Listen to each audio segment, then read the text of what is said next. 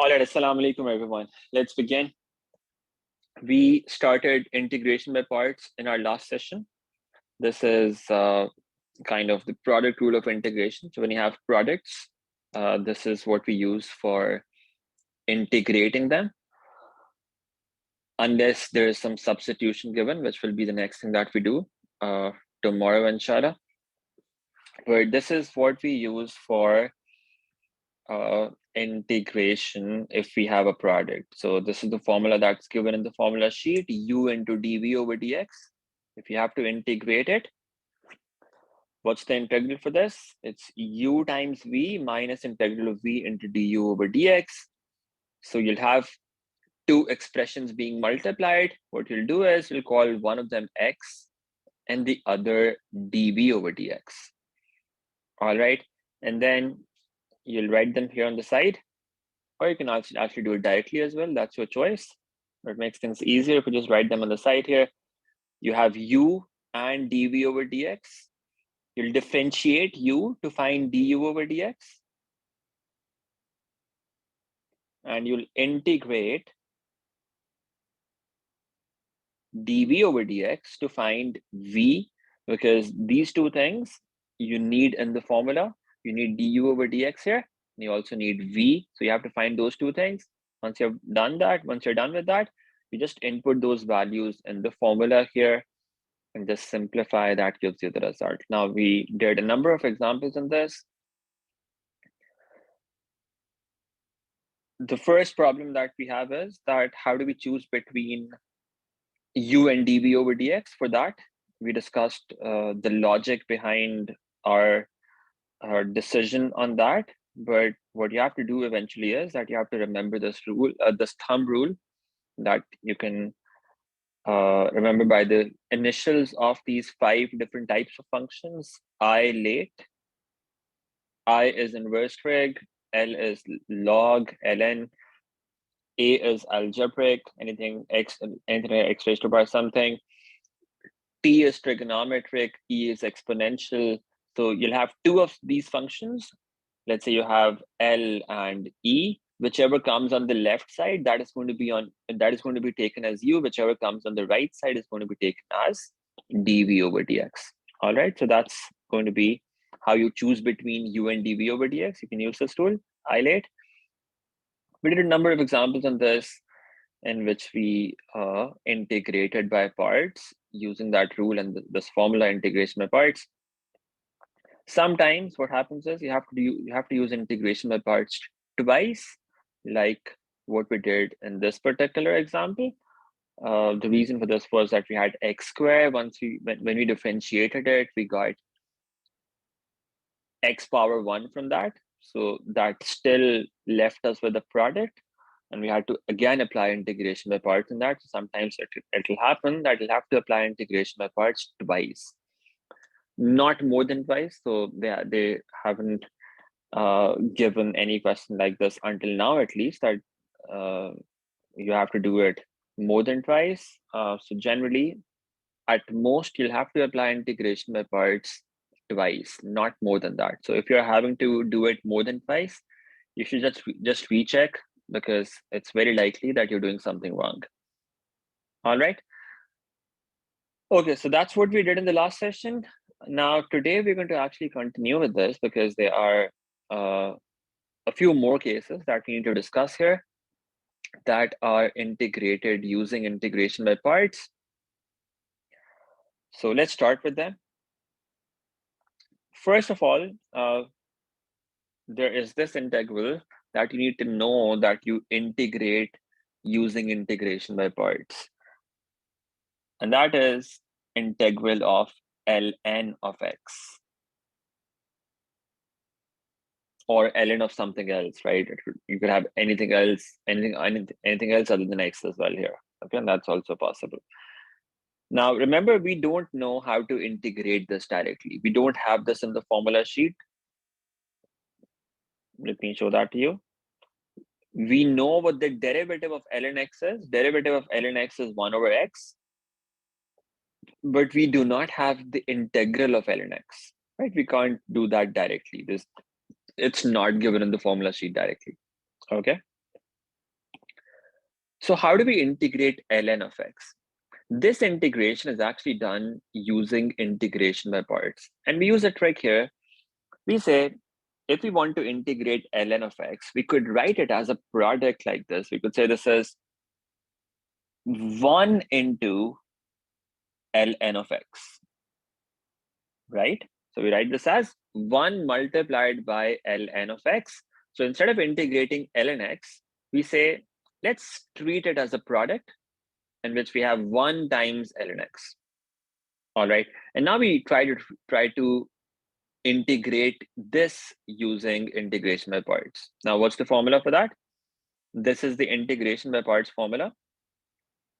We have to use this to somehow integrate this thing. Now, remember the rule I-late. Let's write that on the side here. Which two functions do we have? So one function is ln x. So that is this function here. What about the other one? One, well, it doesn't really fall in any one of these 5 categories. However, we could think of one as x raised to power 0, right? One could be taken as x raised to power 0. If we do that, because remember, what's the integral of 1? Integral of 1 is x. So you get something algebraic when you integrate this as well. So what you can do is you can treat 1 as an algebraic expression. So that would be here. All right. Now, remember, whatever comes to the left, that is going to be u. Whatever comes on the right side, that is going to be dv over dx. So log is on the left side. We take that as u. And algebraic expression, x power 0, is on the right side in I-late. So we take that as dv over dx. Okay, so 1 is taken as dv over dx. The reason for that is also that we do not know how to integrate ln x. That's the whole reason why we're writing this as a product. If we were to take ln x as dv over dx, how would we find v? We'll have to integrate ln x for that. That defeats the whole purpose. We are looking for the integral of ln x.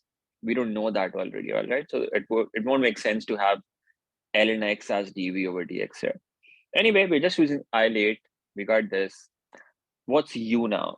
U is equal to ln of x. And dv over dx, that is equal to,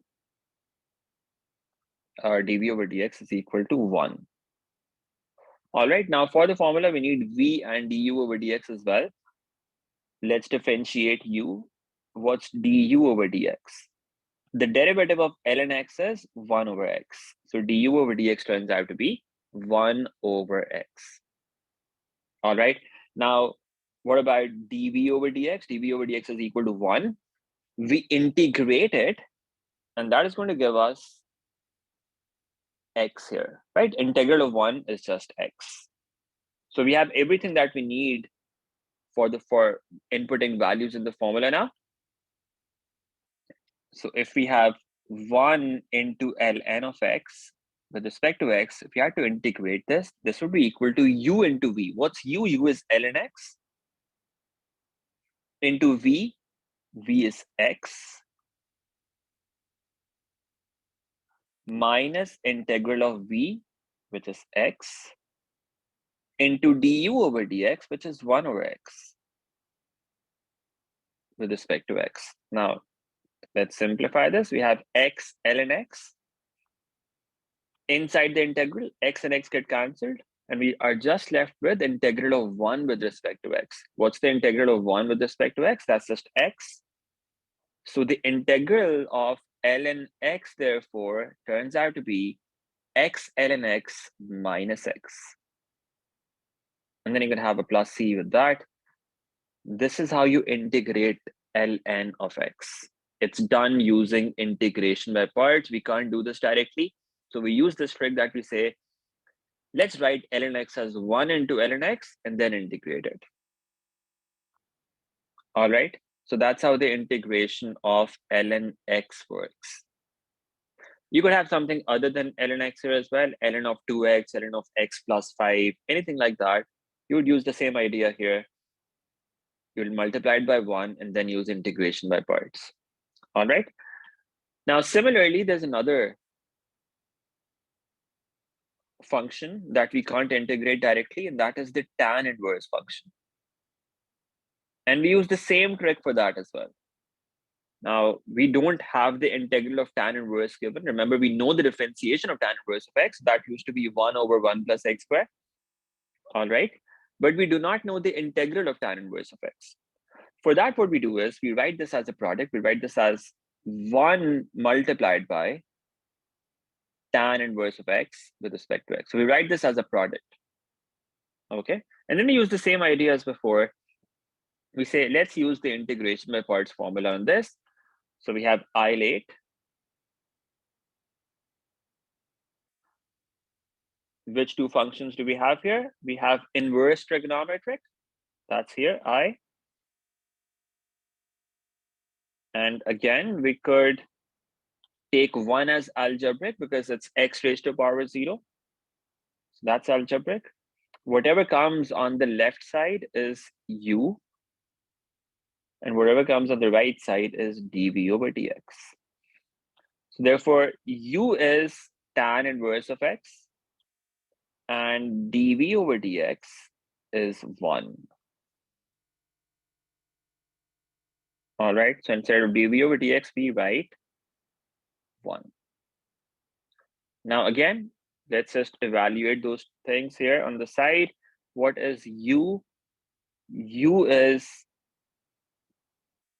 tan inverse of x.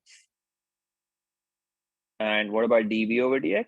dv over dx is 1. Now from u, we need du over dx.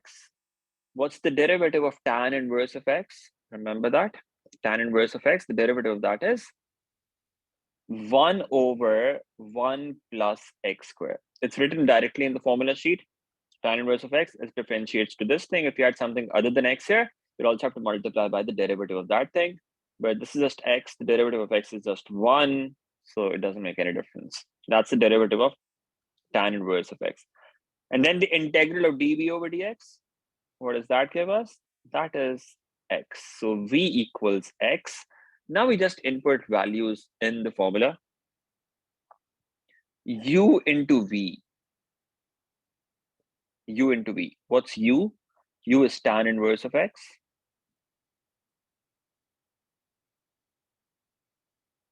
Into v, v is x. So tan inverse of x multiplied by x. Okay.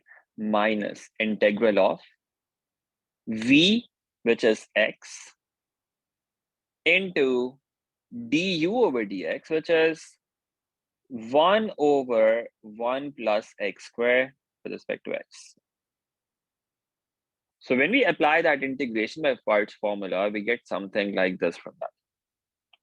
Okay, so outside the integral, now we have x into tan inverse of x minus integral of x over 1 plus x squared with respect to x. Now, this is something that we have to integrate. It's a fraction. How do we integrate fractions? We had those different rules for integrating fractions. If you remember, we could use the log rule, right? We could use tan inverse rule, partial fractions, and all of those different cases that we did. Now think about it. Can we integrate it using logs? What's the derivative of the denominator? The derivative of the denominator is 2x, right? 1 plus x squared, the derivative of this is 2x. So if we have 2x in the numerator somehow, we could use the log rule, okay? What we can do is, we can multiply by 2 inside the integral and the numerator. And then to balance that, we could divide by 2 outside. And now the form that is inside the integral is exactly of the log form. The derivative of the denominator is there in the numerator. So what is the integral of that? You have x tan inverse of x as it is, minus 1 over 2, the constant outside the integral, that remains as it is. The integral of this thing is just ln of the denominator, which is ln of 1 plus x squared. And that is the integral of tan inverse of x. We're gonna have a plus c with this. This is how we integrate tan inverse of x. Again, using the same idea, we treat it as a product and then use integration by parts in this. So this is another thing that you need to know of. We integrate functions like these using integration by parts as well. All right, I hope that makes sense. Now, you could also have some variation of this. Sometimes you might have something like this, for instance. Let's say you have integral of ln of x whole squared, and you want to integrate this. Now, in most such cases, what they do is they give you some hint that use integration by parts to integrate this thing. All right, now, how does it make sense to use integration by parts here? There's no product, right? It's just a simple function. It's just a single function. It's not a product. So how do you use integration by parts? Again, you use the same idea. You say, let's write this as 1 into ln of x whole squared. All right, and then use integration by parts of this. So if you were to do the same thing on this function, let's see what it would look like. Again, you could use isolate. What functions do we have here?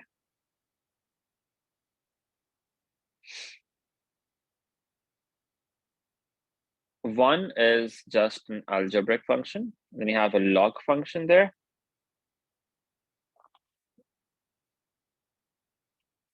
So use the same idea. Treat ln x as ln x whole square as u, because that is on the left side. And treat 1 as dv over dx, because that is what is on the right side in isolate. All right, let's just write down those values here. U equals those expressions here. U equals ln of x whole squared. Remember, we don't know how to integrate it, so it can't be dv over dx in any case. If we knew how to integrate this thing, we could just do that directly. All right, so this has to be u.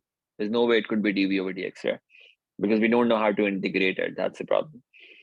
So u is ln x whole square. What is dv over dx? Dv over dx here would be 1 again.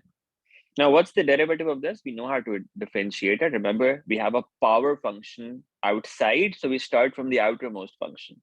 So when we differentiate it, it's going to look like this: du over dx, that is equal to, multiply by the power. Remember, we start from the outermost function. The outermost function is a power function, so it becomes 2 into ln of x whole raised to power 2 minus 1, which is power 1.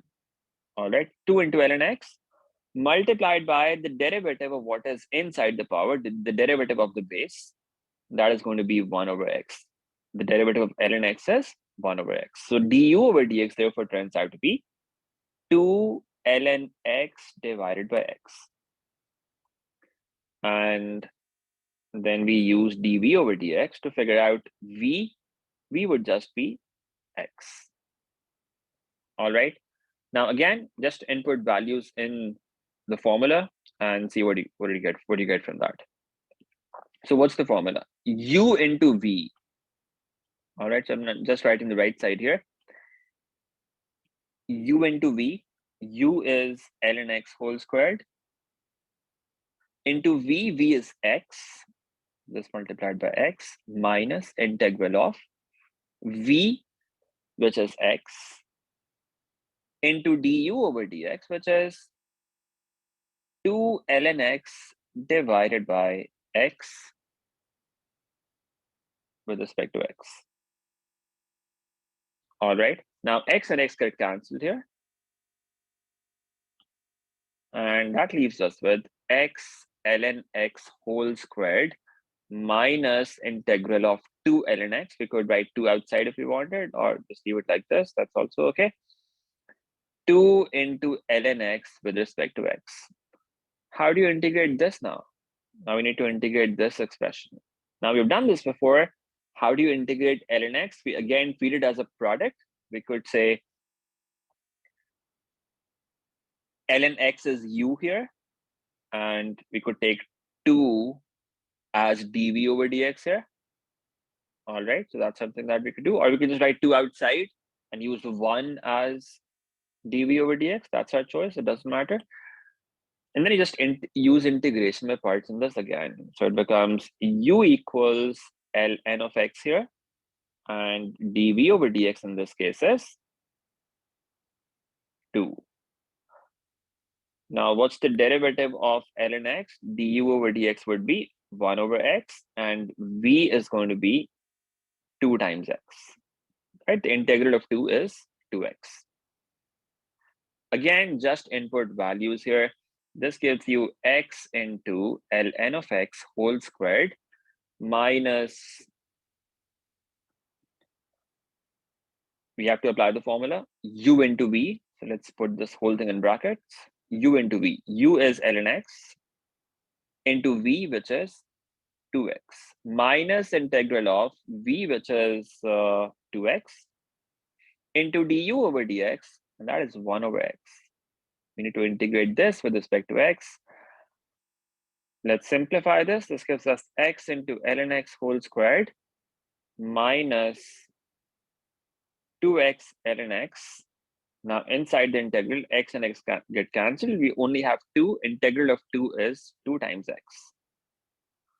Simplify this, and that gives you x ln x whole squared minus 2x ln x plus 2x plus c. That is the integration of ln x whole squared. All right, so this is something that you could be asked about as well. Again, you use the same idea. Since it's not originally a product, you write this as a product, 1 into that, and then you apply integration by parts. You have to do integration by parts twice here in this case, and that gives you the result. Okay, so that's one trick that you'll have to use sometimes. You'll have to make single expressions products instead by multiplying by 1 if they ask you to integrate something like this, ln x, or inverse trigonometric function, tan inverse of x. So it will mostly be done for these two functions, tan inverse and log ln. For this, you'll have to multiply by 1 here and use integration by parts like this. All right, I hope that makes sense. Now let's do another example, one last example on this, and then we'll do a practice question from past papers. Then that should be good enough. You should be able to do all problems on this after that.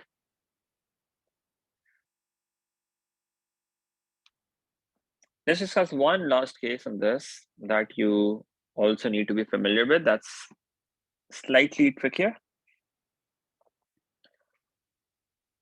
So sometimes what happens is they ask you to integrate something like this. Let's say integral of e raised to power x into sine x, maybe, into sine x with respect to x. So let's say they ask you to integrate something like this. All right. Now it's a product. It's a product. We can only integrate products using integration by parts. There is another method, that's substitution, but if you could use substitution, they would always tell you that this is a substitution that you have to use. Okay, so if it's a substitution, they will always tell you. So if it's not a substitution, that means they don't tell you anything that you have to use a substitution, and it's a product. There's only one method that you have, and that is integration by parts. All right, there's no other way of integrating this. So it is a product. We don't have a substitution. What do? We say, let's use integration by parts. This is the formula that we have. We have to choose between u and dv over dx. Let's write I late here on the side. Whatever comes on the left should be u, whatever comes on the right should be dv over dx. So one is exponential function, that's e raised to power x, and the other is trigonometric function, which is sine x. So the other is trigonometric. Now, we do write t before e here, but practically there is no preference between these two. All right, so you could actually use either one of them as u and the other as dv over dx. Between t and e, there's no preference as such. Okay, but okay, so if you're just using isolate, just follow what it says. It says u should be sine x. All right, and e raised to power x should be dv over dx. That's what isolate is telling us. Let's just do that and see what we get from that.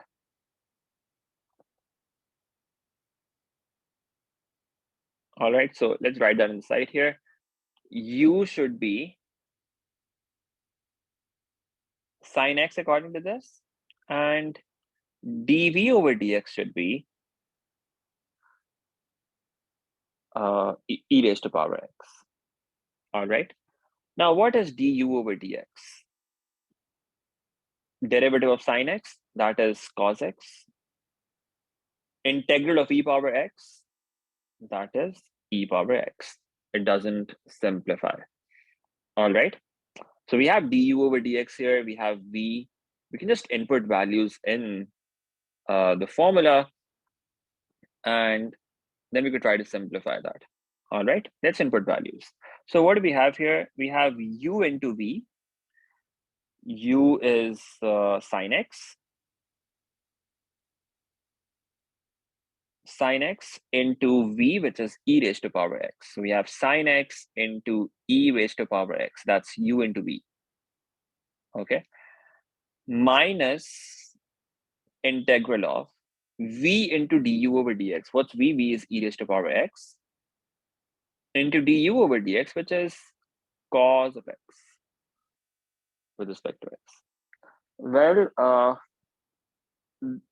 generally, when we are using integration by parts, what we expect to happen is that the integral becomes simpler than before, right? That's what used to happen in all of those integrals before.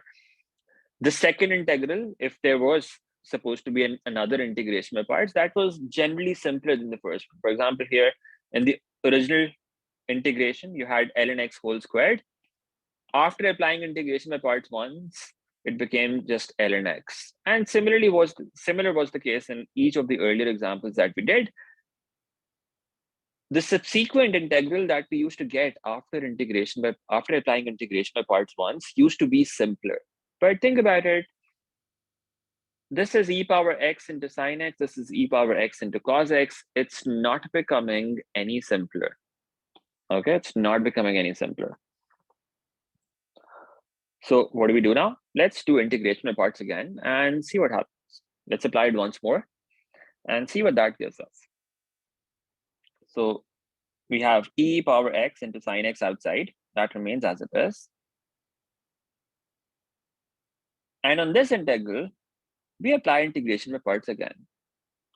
Now, what should be u? Trigonometric function should be u. So we say u is cos x here. And exponential function, that should be dv over dx. Let's write that in the side here again. So for this integral,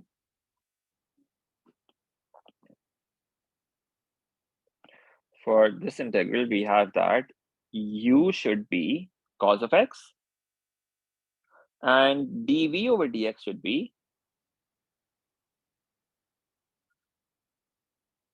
e raised to power x. Now, if u is cos x, what's du over dx? Du over dx, the derivative of cos is minus sine x. So that gives you minus sine x. Integral of dv over dx, that will give you v. V is e power x. Integral of e power x is just e power x. Now let's apply the integration by parts formula on this again. On the second integral, let's apply the formula again. Let's see what that gives us. So we have e power x into sine x outside as it is. Now in this integral, let's apply the formula u into v. u as it is, so that's cos x, into v, which is e power x, minus integral of v, which is e power x, into du over dx, which is minus sine x.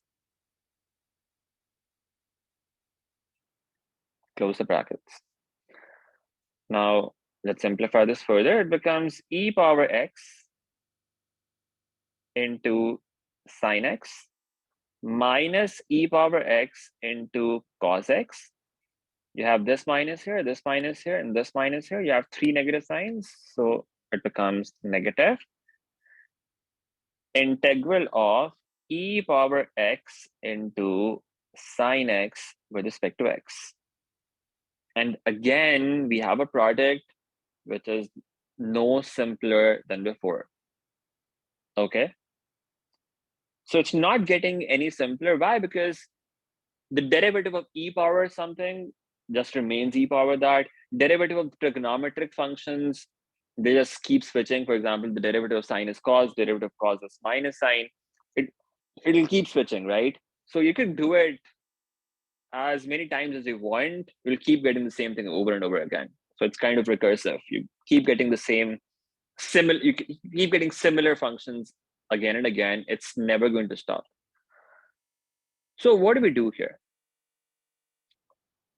If you notice here, what has happened at this point is the integral that we're getting here is exactly the same thing that we started from. It's the same integral that we started from. There's no difference, right? So while integrating this, we have reached a step in which we're getting that same function again. All right.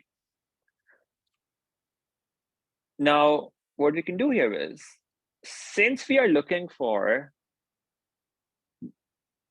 this expression, as in what does this integrate to, since we're looking for this, we can do something here. We can say, let's call this whole thing I. So we denote this whole thing by I, let's say. Now, so it has come in the past papers a couple of times.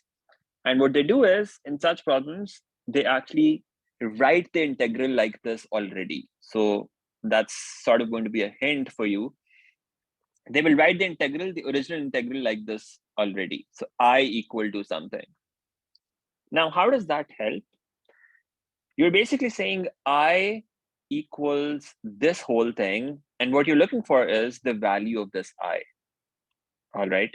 So these steps here, these are all i's. This is I equal to this, I equal to this. You're looking for the expression that represents this I. Okay, so I is what you're trying to find out. Now at this step, what has happened is you've got the same thing back. You've got the same thing back. What is this thing?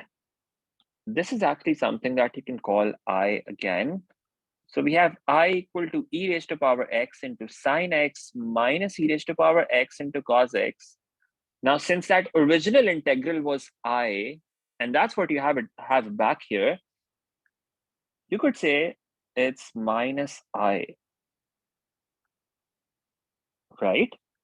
So I've just replaced this thing with I here because that's what it is. That's what you represented it by. And now you can find what I is equal to. Take I to the other side, it's going to become 2I equal to e raised to power x into sine x minus e raised to power x into cos x. And now what's the expression for I? That's just half into e raised to power x into sine x minus e raised to power x into cos x plus c. That is the integral that we have for this expression. So that integration that we were trying to do, integration of e power x into sine x with respect to x, what is that? That is actually 1 over 2 into e raised to power x into sine x minus e raised to power x into cos x plus c.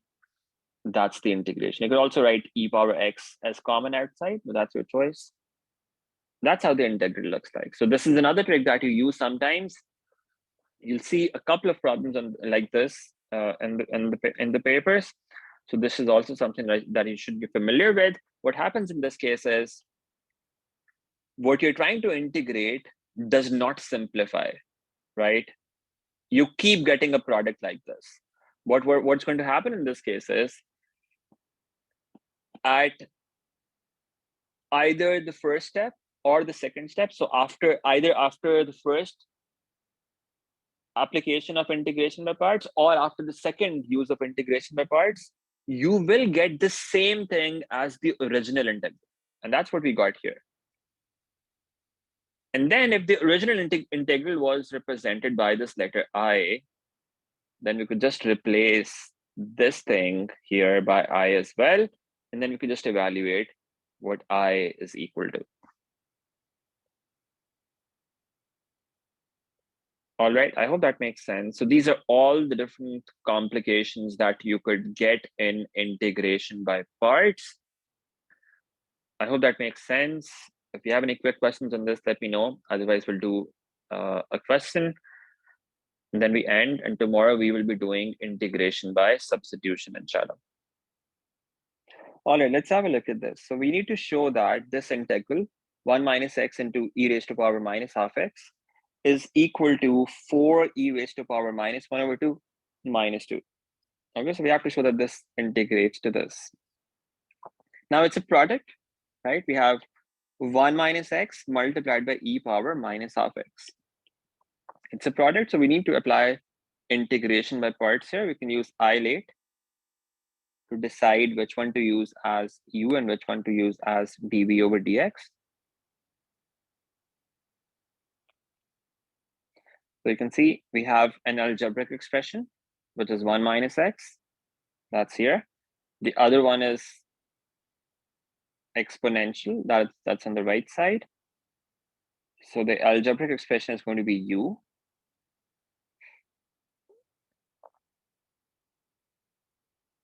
All right. And exponential is going to be e power minus half. Exponential is going to be dv over dx. Let's write that in the side here. U should be equal to 1 minus x, and dv over dx, that should be equal to e raised to power minus half x. Now, what do we need to be able to use the formula? We need v and du over dx. Let's differentiate u. That's going to give us du over dx, which is equal to minus 1. That's the derivative of 1 minus x. What about the integral of this thing? E power minus half x, how do you integrate it? E power minus half x remains as it is, right? The integral of this is this. However, we have to divide by the derivative of this thing, of what we have in the power. Derivative of minus half x is minus half. And that simplifies to minus 2 e raised to power minus half x. That is the integral. All right, now we just have to input values in this formula and see what we get from that. So we have u into v first of all. U as it is, 1 minus x into v, which is this thing. Minus 2 e raised to power minus half x. Subtract from this integral of v, which is minus 2 e raised to power minus half x into du over dx, which is minus 1. All right, now let's simplify this. We have 1 into this thing, which gives us minus 2 e raised to power minus half x, minus x into this. Be careful with the signs here. There's a high probability of doing careless errors if you're not very careful. It becomes plus 2x into e raised to power minus half x. And then we have to integrate this thing. How do you integrate it? Let's simplify this first of all. We have minus here, minus here, minus here, 3 negative signs. let's have minus outside the integral. You can bring this 2 outside the integral as well. So it becomes minus 2 into integral of e raised to power minus half x with respect to x. Now you just need to integrate this thing. Let's simplify this. It becomes minus 2 e raised to power minus half x as it is, plus 2x into e raised to power minus half x, minus 2 into integral of this, which is going to be e raised to power minus half x as it is, divided by minus 1 over 2. All right, that's the integration. We don't write plus c there because it's not needed. We have to input limits. Let's simplify this first of all, and then we can input limits. When we simplify this, it becomes minus 2 e raised to power minus half x plus 2x e raised to power minus half x. This 2 is going to come to the numerator. We have this negative sign and this negative sign, so that becomes positive. When 2 comes to the numerator, it gets multiplied with this 2. And that gives you 4 e raised to power minus half x. That's what you get when we simplify this. In fact, now we could actually simplify this more because these two are the same terms. This could be written as 2 e raised to power minus half x plus 2x e raised to power minus half x. And now we could just input the limits. What are the limits? Limits are from 0 to 1. Let's just input them. Input x equal to 1 first of all. That gives us 2 e raised to power minus half plus 2 into 1 into e raised to power minus half. Then input 0, subtract from this. Input 0, that gives you 2 e raised to power 0. Remember, it doesn't all become 0 just because x is 0. The first term is not going to be 0. It's 2 e raised to power minus half into 0. That becomes 2 e raised to power 1. The second term becomes 0 because that has 0 multiplied here. That will just become 0. Okay, so that's fine. You can write the second term as 0. And now simplify this. You have 2 e raised to power minus half, 2 e raised to power minus half here. That becomes 4 e raised to power minus half minus 2 e raised to power 0. E raised to power 0 is just 1. So you have just 2 there. What did we have to prove? That's exactly what we had to prove here. 4 e raised to power minus half minus 2. And we've done that. All right. Okay, so this is how we use integration by parts. Now make sure that you do a lot of practice questions in this. It does require you to do a lot of questions before you start getting comfortable. So try all the assigned questions from the worksheet. So if you see on Classroom,